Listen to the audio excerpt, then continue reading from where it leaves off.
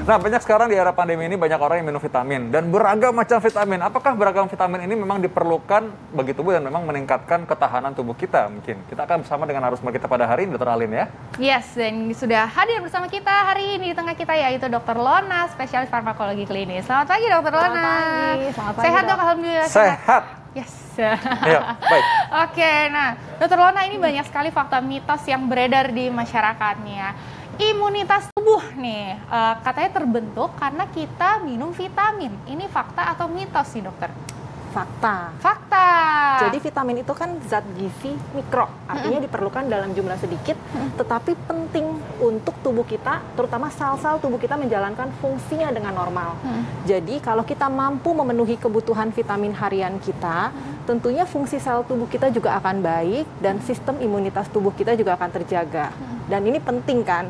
Mengingat kita hidup di masa pandemi, menghadapi si virus corona, memiliki sistem imunitas tubuh adalah salah satu faktor yang dapat melindungi tubuh kita dari kondisi penyakit ini.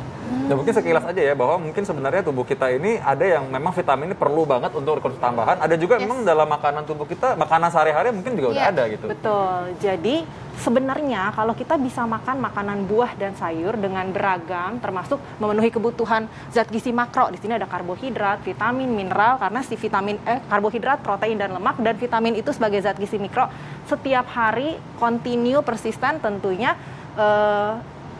vitamin dan mineral dari sumber makanan tersebut sudah cukup. Tetapi pada kondisi-kondisi tertentu, kadang-kadang kita memerlukan tambahan vitamin dari luar. Misalnya, sedang dalam masa proses penyembuhan dari sakit, wanita hamil, atau ibu menyusui. Tentunya kalau perlu tambahan vitamin dari luar, bisa mengkonsumsi suplemen vitamin dalam bentuk tablet seperti ini. Ya, baik. Ini kita punya tabel di mana ada beragam kebutuhan vitamin pada tubuh kita, untuk tubuh kita ya. Kita akan bantu jelaskan kepada pemirsa kebutuhan-kebutuhan ini.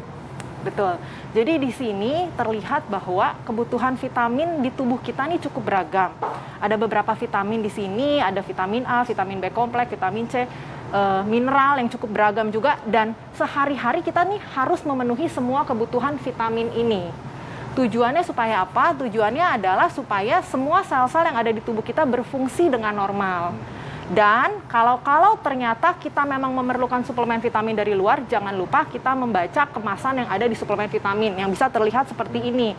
Apakah komposisinya sudah memenuhi kebutuhan gizi harian? Yes, jadi bisa dilihat ya di botolnya. Betul. Ya dok ya. Nah, ini juga penting juga ya dok ya, kalau misalnya kita tahu tabel kebutuhan vitamin pada tubuh, ada beberapa vitamin di sini gitu ya, kebutuhan hariannya yang dianjurkan ternyata sekian gitu ya. Tapi kemarin kita sempat dihebohkan nih dok tentang vitamin D, karena kan vitamin D kan sekarang lagi ini banget ya, lagi happening banget gitu kan ya. Nah, katanya ada nih yang bilang minimal harus 1.000, minimal harus 10.000 bahkan. Nah, itu kalau misalnya dok kelebihan gitu kan, kalau misalnya di situ kan kita udah terlihat ya vitamin D itu harusnya berapa gitu ya. Maksimal ini 600 sampai 4.000. Kalau misalnya kelebihan dalam satu hari gitu ya dok, apa sih yang akan terjadi pada tubuh kita? Apakah nanti takutnya mengendap gitu ya ke organ-organ, atau apa sih sebenarnya yang terjadi bisa dok? Tapi jangan dijawab dulu dokter, sesaat lagi kita akan kembali tetap di Hidup Sehat.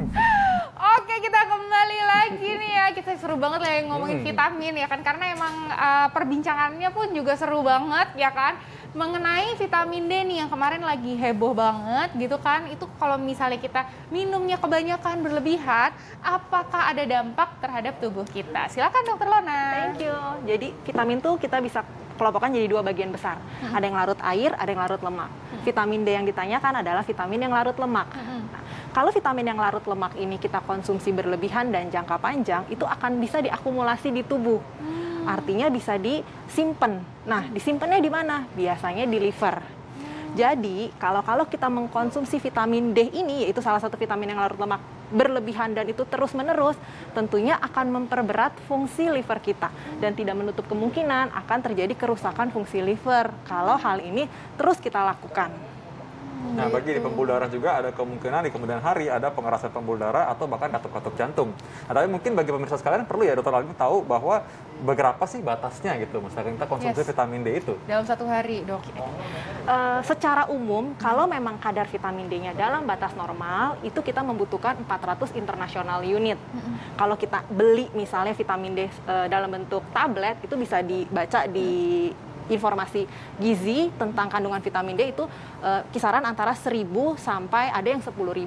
Tetapi sebelum kita mengkonsumsi vitamin D, alangkah baiknya kita melakukan pemeriksaan laboratorium dulu, Dok, untuk melihat level atau kadar vitamin D kita. Tentunya kalau kurang, kita membutuhkan lebih banyak daripada yang tadi atau 400 international unit, bisa 1.000 sampai 2.000 international unit per hari. Gitu ya, jadi nggak sampai yang 10.000 gitu juga, itu juga bahaya berarti ya, Dok ya? Kalau dilakukan secara terus-menerus dan diakumulasi tentunya akan berbahaya. Oke, nah maksimal kalau minum vitamin D setiap hari berarti nggak apa-apa, Dok? Minum vitamin D setiap hari boleh, asal jumlahnya yang perlu diperhatikan dan cara mengkonsumsinya harus benar nih, Dok. Yes, betul. Nah, ini ada lagi nih, Dok, fakta atau mitos bahwa tubuh manusia tidak dapat memprediksi vitamin sendiri. Ini fakta atau mitos, dokter? Fakta. Fakta bahwa tubuh manusia tidak dapat memproduksi. Betul. Okay. Vitamin ini kan zat gizi mikro yang artinya kita butuhkan dalam jumlah kecil, tapi tetap kita butuhkan dan setiap hari itu harus ada asupan ke badan kita. Tetapi sayangnya badan kita atau tubuh manusia ini tidak bisa memproduksi vitamin, dan kalau berlebihan, terutama untuk vitamin yang larut air, tidak bisa disimpan menjadi cadangan. Gitu ya. Nah, ini penting juga ya, benar ya, sebagai orang kadang-kadang kan mereka ada yang takut berlebihan juga karena kelebihan vitamin kadang-kadang gitu. Ada juga yang karena saking parnonya minumnya kebanyakan juga. Yang paling sering tuh mungkin ngomong sekarang vitamin C atau vitamin B. Vitamin C kan lagi laku banget nih sekarang nih ya. Ada nggak satu tukang sana vitamin C itu ada yang bilang, aduh ini biar kuat deh daya imun saya, minumnya dosis tinggi gitu. Nah, bedanya vitamin C sama vitamin D, atau bedanya vitamin C dan B dengan vitamin D. Tadi vitamin D adalah vitamin yang larut lemak. Kalau kita mengkonsumsi berlebihan, kita bisa menyimpannya di liver dan itu akan tanda kutip berbahaya kalau dilakukan secara terus-menerus. Sedangkan kalau vitamin C dan B itu kelompok vitamin yang larut air, Dok. Jadi kalaupun kebutuhan vitamin C kita misalnya sehari let's say 100 mg, terus kita mengkonsumsinya sampai 1000 mg per hari, itu pasti dibuang melalui urin atau melalui keringat.